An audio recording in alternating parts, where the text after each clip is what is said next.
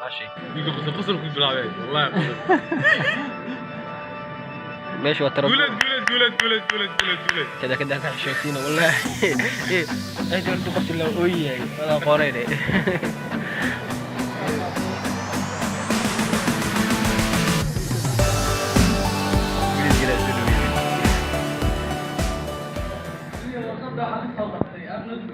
public speech, you know?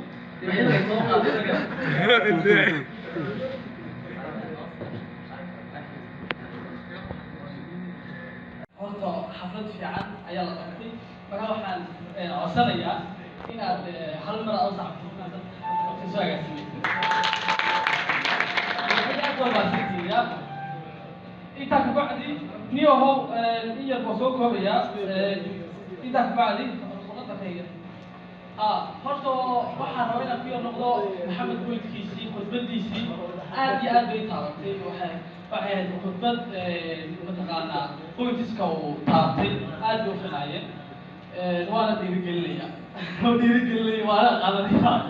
intaa ka bacdi fiir wax ku hadlay waxyaalaha ardayga marka uu u baahan yahay ino shangal baa dhex socotaa marka waa inaad you have to be on focus you know marka waa inaad chargeska basataaya intaa ka bacdi gabay yaro aftaax baa gabay igala codsaday inaan hadalka yidhaahdo gabayga waa kusoo gabagabeynayaa yaha libax waa isqaadeen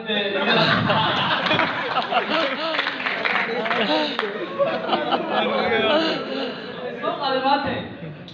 gabayga waa hadday gabayga buga kaa shariibiyo ma garatay gabayga waxaa ka dhigtay five star waa fiican tihiin gabayga wuxuu ahaa oday waayo aragaan ahoo aynu way jirayeen markaad odgaboo tahay tashku waa in kaa maqan markaad odgaboo tahay waxaa loola jeedaa markaad dhalinyarta tahay qofka reermiiga hore back to home say ingiriisi la yidhaahdo reermiigi dadka qofka dhalinyarta meel bood ka guran jiray markaad odgaboo tahay tashku waa in kaa maqan waa jiri kartaa markaad odgaboo tahay tashku waa in kaa maqan wixii danaa waanaa gartay inaan mubaamoge inaan anigu idin waaniyaa waa murxaqa aniga maaha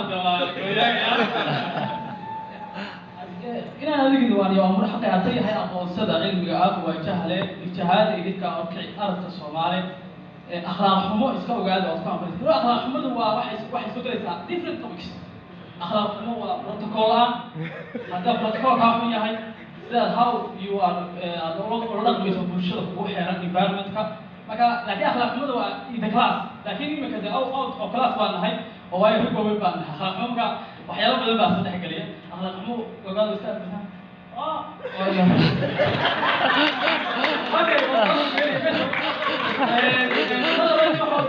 dadkii oo dhan kusoo qayb galay wallahi aad baan umadsanahay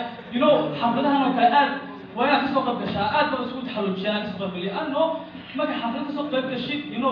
dhammaan walaalaa nahay hadda egtay anoo society-ga kale way isku imaadaan